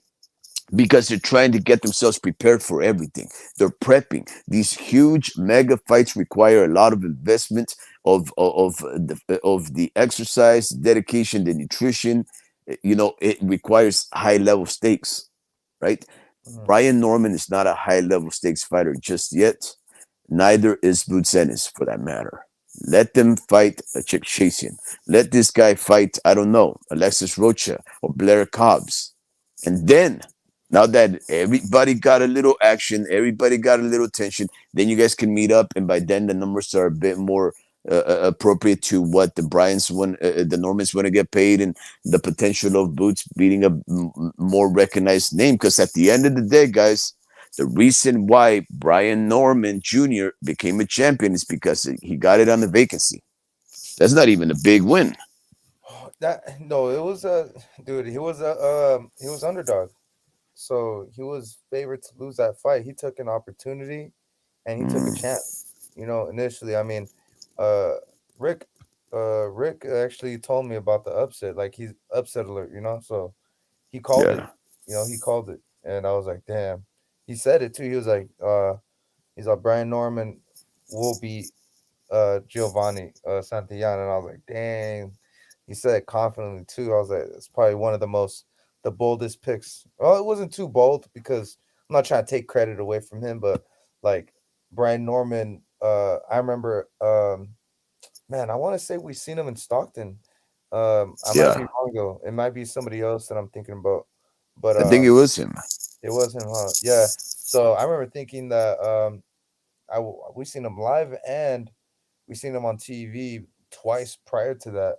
Mm. So I remember saying, "Man, he's not that impressive to me," But Rick seen something and uh, something I didn't see, So I was like, "Man, okay." Now he put me on game on him. I was like, "Okay, this guy kind of fights to the level of his opposition, kind of." So, or his competition. So it's like he has a good chance of beating like one of the better fighters in Boots. Like a lot of people have him beating Boots or give him a hard time. So, but for me, like from as far as what I see, I'm like, nah, Boots is still that guy. So yeah, you want to play hardball. Like as far as money, and but yeah, he probably could be a make that $1 million mark.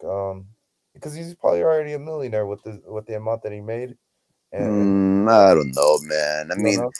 no, I don't think so, man. I mean, look, fighting in Stockton is not gonna get you half a mil, right? I mean, fighting Giovanni Santillan maybe got him like, I don't know what, 250, right? Because again, it was a vacant belt. The Charlos, he didn't come back to pick up his belt, so they fought for a vacancy. Those things go to purse bids, and then the purse bidders really they don't have any vested interest in these guys just yet. Top rank, it's not like Brian Norman was a top rank fighter. It was Giovanni Santillan, right? Top rank picked that guy up. Even the PBC didn't want to pick up that fight, and I think that's where Brian Norman was at right before, right now where we're at, right? Um, and the purse bid, it's to the highest bidder, but when there's no interest, they're really gonna pay money, pennies on the dime, right?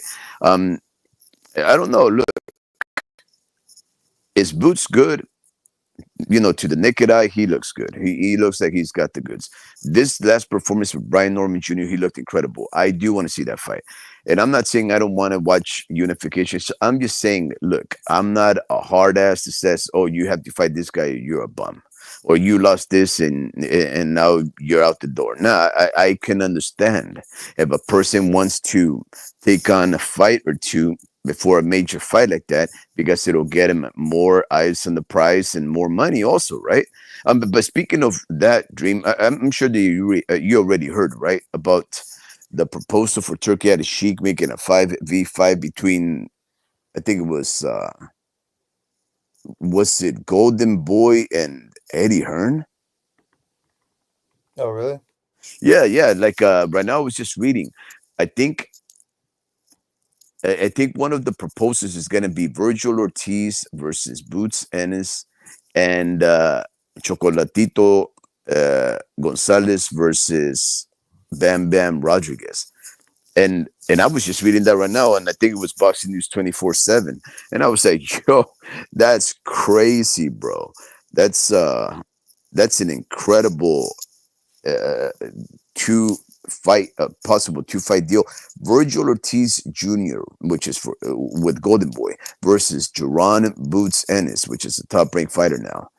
Jesse Bam Rodriguez, Matchroom versus Roman Chocolatito Gonzalez, which I guess is an independent, right?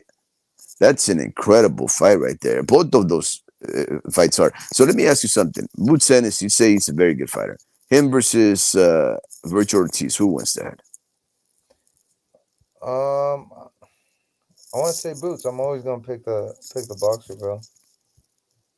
Well, he's not just a boxer; he's a boxer puncher. Who? Boots. Not anymore at 154. Wait, it's at 154? Yeah, That that's would true. It happen. That is. would happen at 154. He would no longer be that puncher, but he's You're still a good right. boxer. Yeah, you're right. So, a gentleman by the name of Morpheus says, "You ever watched From TV show From? Um, Is that the one where it's a little town?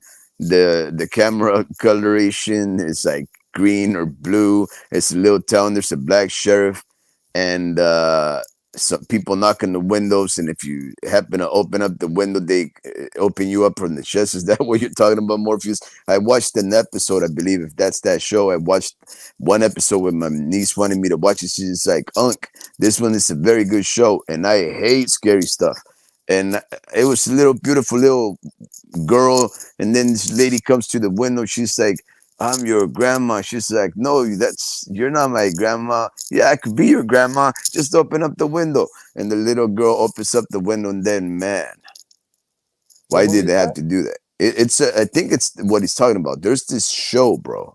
I don't know what network it is. I don't know one of those programs, but it's a show called. I think it's this one. It's called From. I don't know what it means, Oh, but that's a movie. it's a movie. Yeah, so that's the one. Is that the one where the two parents like get a mail from their grandparents? They get a mail from the grandparents, and then quote unquote grandparents, and then they were like, oh, bring the kids over or something like that, and they end up taking them to their grandparents' house. But it wasn't really their grandparents' house. It was like a grandma that was that was possessed or something like that. But it was a really good movie, and they were like they were like crazy, bro, because I remember they actually had neighbors in that movie. They had neighbors, and they were like confronting them, something about them being like too loud or something, and then it was like the camera was on inside, it was the point of view was from the kids bedroom, so the kids are like watching all this happen from a distance, and next thing you know, like you can see the grandma just move all quick because she's moving slowly in the movie, but then like there's instances where she'll move all quick, and it's kind of trippy because it's like it's kind of scary. It's like what the hell, like it's kind of free. Like at first they don't they give you little hints that they're possessed, and then okay, yeah, it's a TV show. But yeah, it sounds to like this one, the one I'm talking about. But I'm gonna continue to say it. But there's this or talk about it because there's this part where they're playing hide and seek. They're playing Mhm. hide and seek, and with the grandparents and the kids, um, and then they're like, oh, you've like the grandparents were supposed to find the kids. One of the kids hid under the decking, Mhm. and next thing you know, the grandma was looking for him, and then it was like the little boy that was under the. There was a little boy and the little girl, and the little boy was under the decking. And you can see the little grandma was like, "I found you all quick." and then the decking's like short. You gotta crawl. I guess you have to crawl in there. It wasn't like walking height. You know, you have to crawl in there, get on your knees, and crawl in there, whatever. And the next Mm. thing you know, she's on her knees and she's fucking sprinting like a dog. You know, What? yeah, like she's like, I got you. And then she's like, and it gets the kid and she's laughing like, you know, and she's like, I got you. And then they're like, and then it was like, it's creepy, bro. I was like, what the hell? Bro, that's Like, funny how you made that sound, bro. It didn't sound creepy at all. It sounded quite hilarious. well, it was like crazy because like she was playing with them, bro. She was like, oh, okay, we're gonna play hide and seek.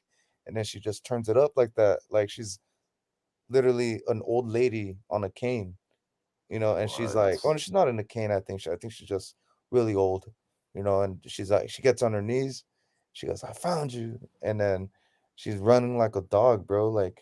That's Like, scary, bro. yeah, that part was like, it got me. And then in the middle of the night, she would just like sprint back and forth like a possessed lady down the hallway in the middle of the night. You need to That's watch the that show movie. that I don't know if that's the show I No, watched. that's not Well, the show. again, That's not the oh, show. okay. Morpheus, Morpheus, not didn't explain it, but he cleared it up. He's like, nah, season Oh, three you said already no. started. He said season three already started, and this is a movie. So, Oh, okay. but yeah, No, so I just wanted to talk about that. That shit was, it's one of my favorite ones. I don't care for scary movies, man. No, No, absolutely not, bro. That and then in the direction that the movies are headed in right now, they just seem to go for more shock value, more gore, and I don't know if necessarily I find much value or anything to dread, to fear about those things. I still enjoyed the old fantastical scary movies like the Freddy Krueger, the Nightmare on Elm Streets, even some of the Friday the 13th, right? I can enjoy those movies because they were slightly stupid, right? They were slightly stupid, right? Like a guy with a hockey mask. That just in and of itself is so stupid, right? A guy with a hockey mask and some like welder overalls. He runs a machete right through a door, cuts to a body right in half, and picks him up in the air. Like yeah, it's funny stuff, right? Freddy Krueger sticking his tongue inside of dude's for ear real. and comes out at the other side. Those kind of fun stuff. But now I'm hearing about stuff like Terrorizer, or I don't know, Tenderizer. I don't know, some kind of clown with a white face that he opens up people and he slightly tortures them for like bit by bit. And it's like, man, this sounds like some cartel stuff. And I'm cool with the cartel stuff, you know. So I don't know about scary stuff. I love my peace too much. I love to live too happily to worry about things that spook me, you know. But yeah, no, if you can roll with that scary stuff, yeah, go for it. I just, it ain't for me, you know. But Morpheus is saying that show is the one where they say they try to leave the town, but they always end up in the same place. Yeah, that's what my niece says. She goes, Unc, these people try to leave the town, but they always end up in the same place. Has that ever happened to you, Dream, where you've been lost, you've been disoriented, and all of a sudden you try and get out of wherever it is that you're at, and you find yourself in the same place? I mean, yeah, when I was like Carlos. Oh yeah, Carlos, what was going on? How Well, did the you end thing up in the same is, I place? have directions now. I don't get lost. I have my phone. I got directions on my phone. I never get put. I'm never in that predicament. But because I travel a lot for work. But I mean, yeah, like as a kid, yeah, like as a kid when you like I don't know, or yeah, you just or even when you go to sleep and then you wake up middle of the day and you're just like, where the fuck am I? You know, Oh, that's like a nap? yeah, like a nap or something, you know, during the Man, day. naps are scary, man. Did I tell you about my like almost a 3-day nap? What? Yeah, man. Three So days? 3-day I nap, think dude. I think you needed to get checked on because something was going on. Yeah, I agree. I What was going on? well, so I really don't know. I know that I was Is doing the this a same old lie? Like, things. how do you woke up? You have to have woken up. No, no, no, no, no, and How is this nobody said a possible? thing because I blame it on my family being so No one said responsible. anything. No, so okay, I remember, right? Because I remember it wasn't even that long ago, maybe like a decade ago or so. Um, I think I used to work. No, I think maybe this was after working graveyard, but I was doing a lot of overtime, right? No big deal. I guess it catches up to you, right? But I was still drinking, I was still smoking, whatever. And I remember one day coming home, and I never take naps. I think as an adult, I've taken two, maybe three naps, right? The third nap was not even that long ago. It must have been about a year ago, and I woke up had 2 hours of sleep, and I knew that I was in a nap, that I had had a nap, so that when I opened up my eyes and I saw that the day looked different, like the lighting looked different, I knew that time had transpired, and it was because I was in a nap, so I wasn't scared. But that first time it happened, I just showed up from work, and I just laid down the couch to watch some television, and I did get a blanket, and then I just rolled over. And now it was a Friday. When I wake up, it's Sunday night. Hmm?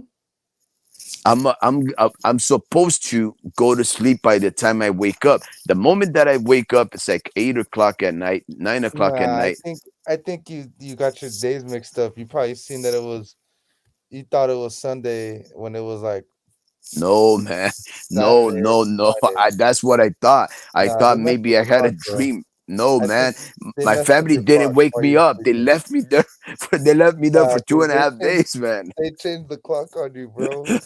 No, Yeah, I'm they telling did. you, it really happened, and I was so scared, and I was like, "What day?" Because I woke up. I remember I went to sleep like around 4:30 in the afternoon. Five is broad daylight, Bro, and then I that's some wake up. cartoon shit right there. That is a cartoon. No, it's like, have you ever had a blackout? Yeah, and I still woke up the next day. Okay, but so you woke up with a blackout, and you were like, "Okay, cool." What, like, wait, say it again. I blacked out and it was cool. Yeah, like when do you know you've had a blackout and you were cool with it? Like a blackout, you're talking about alcohol, right? Yeah, yeah, yeah. Like or whatever, where you just completely zoned out and you don't know what the fuck happened. I'm sorry, where you don't know what happened. I only black out like yeah with alcohol. I mean, Okay, yeah, isn't it scary? yeah. But no, like when I'm with my family, like it's cool. But yeah, like if I'm in public and I'm blacked out, then yeah. Okay, well, I've only blacked out once or twice, right?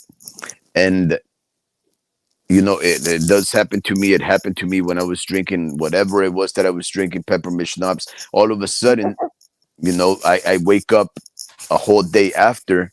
I don't remember nothing, and I don't remember what I said, what I done, where I was at, who I was with. Is the scariest thing that can happen to you, right? Hey, To not know anything. So I was completely in fear of what had happened, right?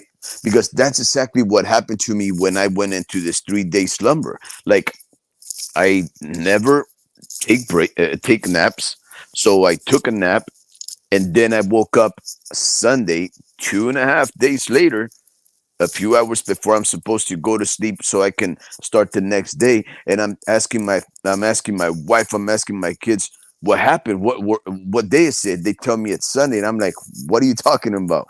And then, yup, it's sure enough, it's a Sunday, and I'm like incredulous. I'm like, what do you mean? What was I doing? You were sleeping right there. You've been sleeping there for a couple of days. We kept trying to wake you up, and you just whatever. They just let your dad sleep. They never vacuumed the house, bro. They didn't wash or maybe they washed the dishes. I don't know, but I don't remember anything going on. And they never said nothing. Can you bro, believe how irresponsible your family must be how careless they are for you to just sleep the day without worrying about, hey, do you need any water? Are you sick or something? It was just like, oh, let your dad sleep.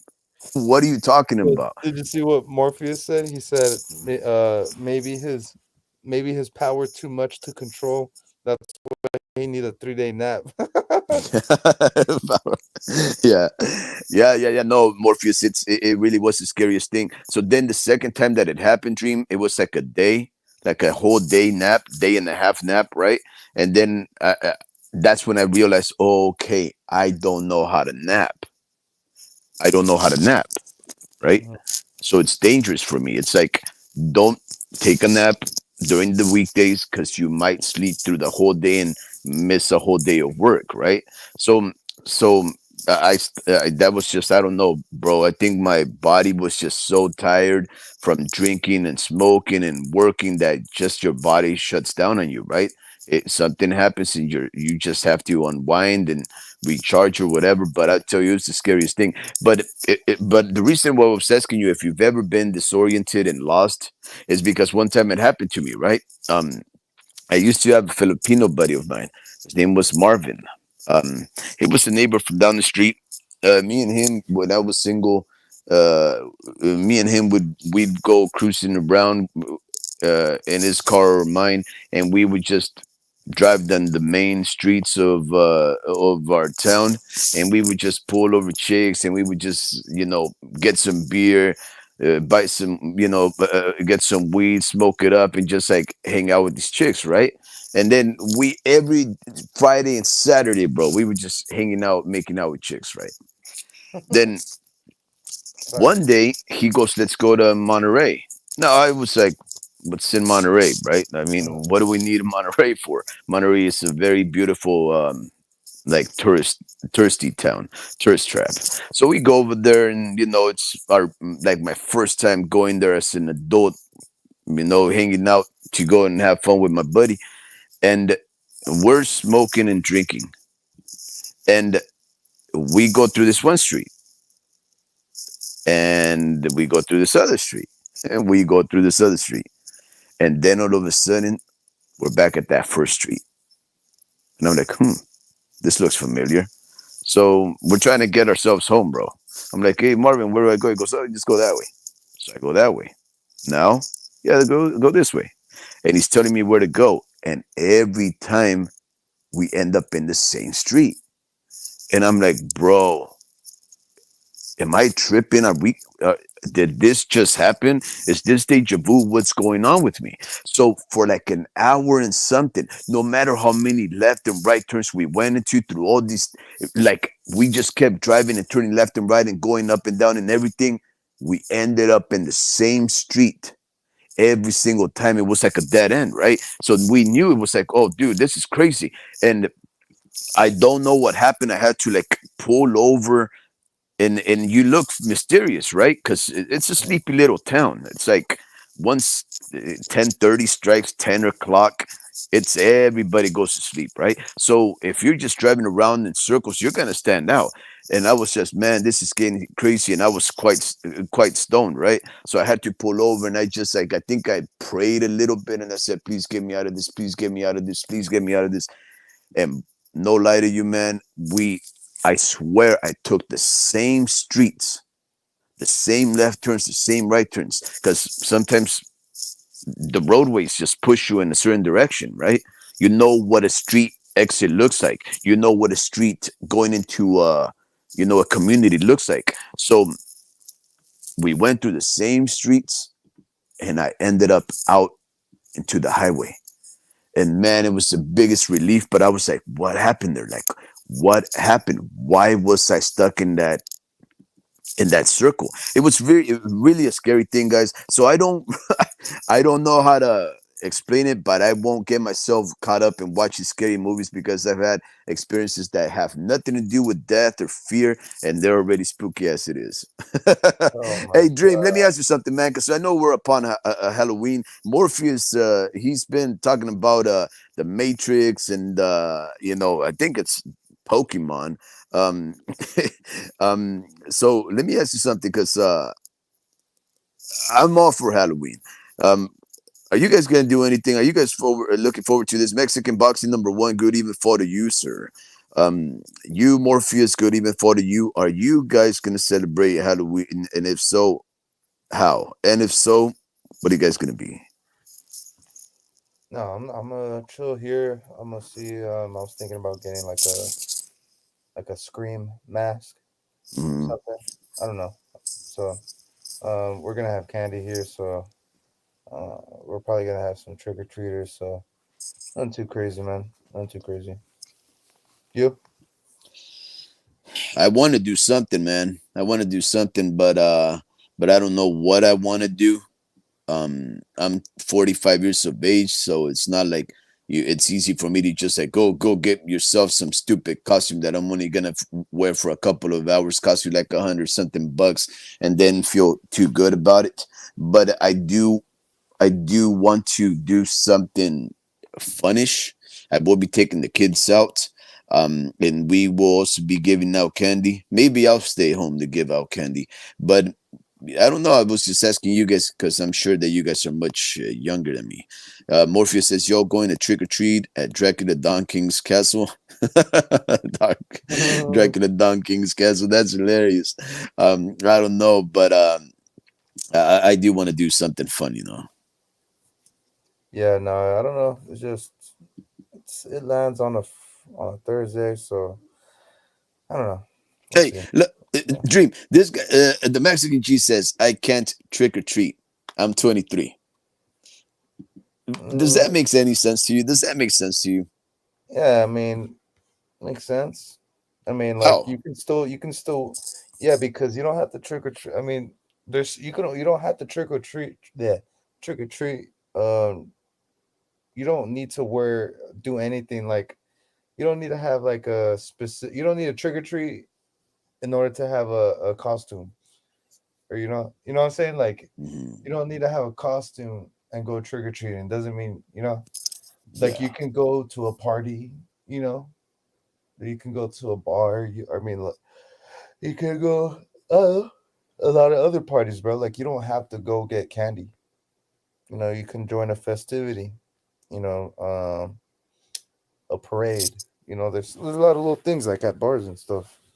So No, but right. he's actually saying about trick or treating, and what I'm saying is, why wouldn't the Mexican G or say you or Morpheus, why wouldn't you guys, even homie Ricky, why wouldn't you guys feel comfortable and going trick or treating when I mean, at the end of the day, if you wear a proper mask, nobody knows if you're a kid or an adult, right?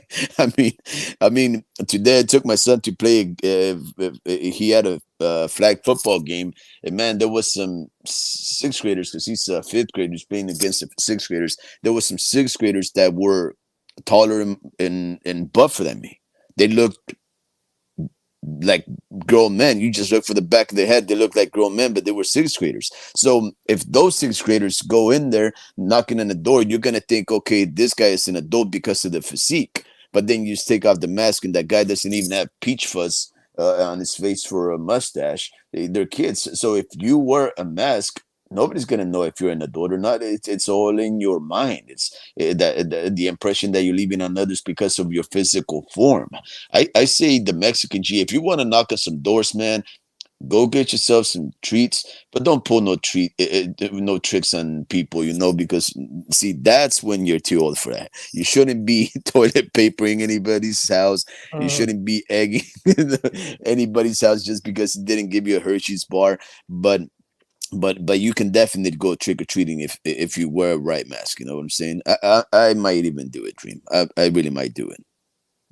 Oh, go. I mean, yeah. I mean, that's why you take your kids. Yeah, yeah, yeah, yeah. And then go myself, and then they give me one.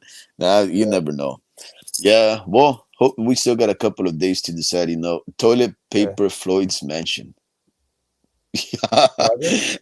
What is that? Well, Morpheus is a troublemaker, man. He wants to toilet paper Floyd's mansion. You know, I think he gives out good candy though. Morpheus, he can definitely afford it. Um, Dream and to you, Mexican G, Mexican boxing number one, Morpheus, the homie Ricky. I think we should call it a day because we have something to look forward to tomorrow. Rashidi Ellis comes back from almost a 2 year layoff. He's going to be fighting on the zone.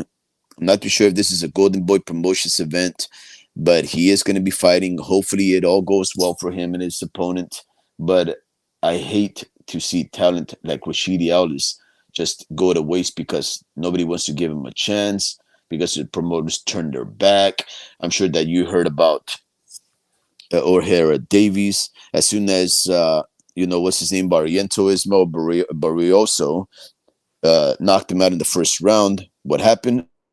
Oscar de la Hoya, cutthroat as you've been describing, he cut him, and now he fought over the weekend against Adam Kasim, and he stopped him. If I'm not mistaken, he got stopped by Adam Kasim, or maybe he went the whole thing. I forget.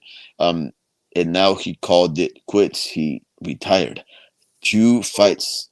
Uh, uh, um, O'Hara Davies. Remember that prior to his loss against Ismael Barroso, the only Mm, fight that he had lost was to Josh Taylor about 5 years ago, right? As Josh Taylor was going on his run to undisputed, O'Hara Davies was one of those opponents that he beat that was undefeated. And prior to that, O'Hara Davies just kept going on the tear, just kept winning and winning and winning. And mm, then he gets this chance to go against Ismael Barroso, and he gets knocked out, making his first fatal mistake in the first round. And then, even though Oscar de la Hoya was making a big move to promote and brought him over here to the States, as soon as he loses that fight, Oscar cuts him. And now he lost over the weekend. And if I'm not mistaken, O'Hara Davies officially called it quits. I hate it's that. Yeah, it's sad because it happens because they don't get the opportunities. They get, put in the back burner. They never get these opportunities. The fans don't appreciate them. They ignore them because they're foreigners or they're from the UK or whatever. It's unfortunate. And I'm happy that at least Rashidi Ellis, Speedy Rashidi, he has an opportunity tomorrow to see if he can figure out how to get back into contention, impress some of us, because man, this the sport, it's treacherous and cutthroat. So tomorrow, ladies and gentlemen, please do hop onto the zone. Please subscribe to the zone or whatever on their YouTube channel. Maybe they'll show it for free, but don't miss it. We need to support these guys. And yeah, keep your noses clean. Hopefully, we'll do it tomorrow. I'm sure that we're going to be talking about this Jack Catterall versus Regis Prograis fight coming up over the weekend. That's going to be an interesting offering. But yeah, it was a pleasure catching up with you all again. Dream, I wish you a wonderful night. The Mexican G Morpheus dress up as Don King for Halloween and give Mike Tyson a hug. Yeah. Yeah, mm. that's what you're gonna do. All right. I got a lot of respect for him after the Benavides fight. Ellis is a warrior. Yeah. And he also fought Roman Villa. Uh he gave that guy a good run until, of course, Roman Villa just, I think he dropped him. But yeah, Dream, let's uh Yeah, let's uh let's do this yep, again, man. It was yeah, fun. man. And don't forget tomorrow's the World Series, Dodgers versus Yankees. Um, I'm not sure how old you were last time they met, but it was like one of the biggest rivalries of all time. I'm not even Really? I'm not even a baseball guy like too much, but Yeah. it's some I like seeing history, and I feel like the way I'm able to switch sports and see like the greatness in it.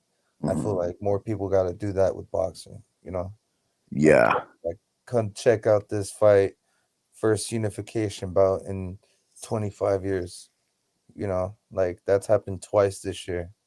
I'm not sure about 25 years, but two unification bouts have happened since one Holyfield was undisputed champion.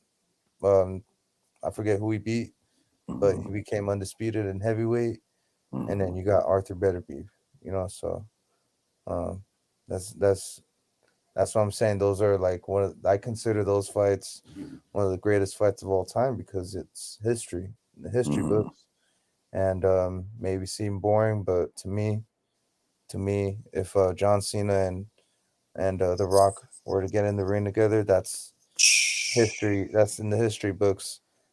Whether it's born or not, doesn't matter because there's a greats. Those are legends, you know. So same thing with boxing, you know. But yeah, Yeah, man. you heard about Cena. He's retiring after next next WrestleMania in April, right? Well, yeah, man. I mean, I can't see him anyways. Nah. You can't see him. Yeah. All right, Dream. Have yourself a wonderful night. I'll just wrap it up right here with these folks. All right, man. Peace. Peace. The Mexican G, boy, listen, man. I know you only watch boxing to tell you the honest truth. I only have time for boxing, but with what transpired over yesterday, in fact, with El Toro, Fernando Valenzuela, the legendary Dodgers pitcher, right? I think you can afford to give yourself an opportunity to just reflect and think as the game is playing on. What would Fernando think watching his Dodgers in the World Series again against such an incredible franchise, such an incredible institution as the New York Yankees? He didn't live to see tomorrow, right? And we do. So enjoy the World Series if you can, and if not, enjoy whatever you're gonna do because life really is beautiful, guys. He he meant so much to so many people, and I am not a Dodgers fan. I grew up as a Dodgers fan.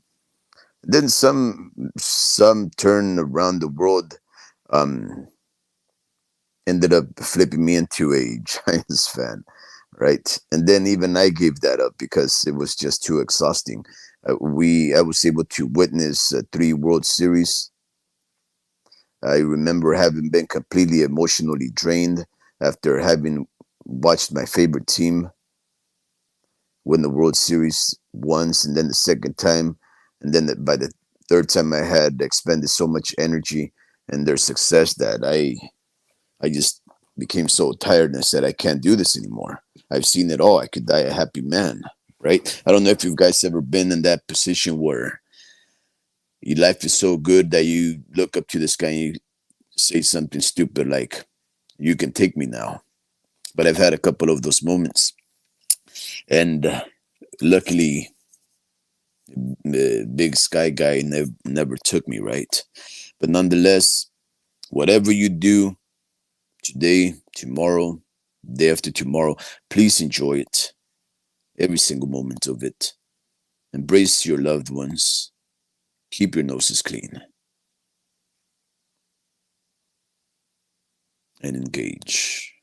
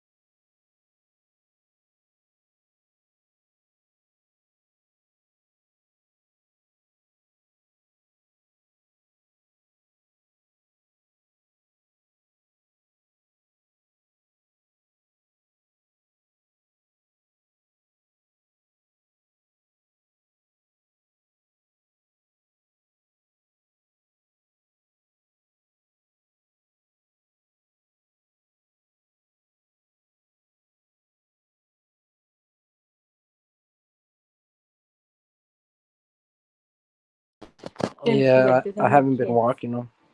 Have a good night, fellas.